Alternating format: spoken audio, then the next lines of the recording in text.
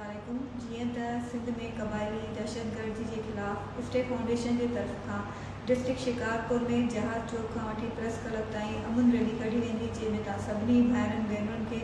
वधि में वधि शिरकत करण जी दावत ॾिजे थी।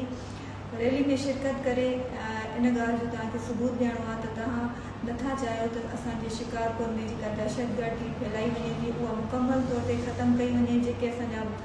ॿार अगवा कया वञनि था, जेके असांजूं औरतूं अगवा कयूं वञनि थियूं, जेके असां वटि नौजवान बेगुनाह शहीद कया वञनि था, उन्हनि जे लाइ असांखे भरपूर आवाज़ उठाइणो आहे। जेका असां वटि हिकिड़ो सरदारी निज़ाम जेको क़ाबिज़ कयो आहे, उन सरदारी निज़ाम जे ख़िलाफ़ु असांखे आवाज़ उठाइणो आहे त सरदारी निज़ाम असांखे न आहे मंज़ूर। सिंध में असां अमन चाहियूं था, शिकारपुर डिस्ट्रिक्ट में अमन चाहियूं था, ऐं जेके असांजा सुतल नुमाइंदा आहिनि, जेके असांजा ब्यूरोक्रेट्स सुतल आहिनि, सिर्फ़ु चंद माण्हुनि जी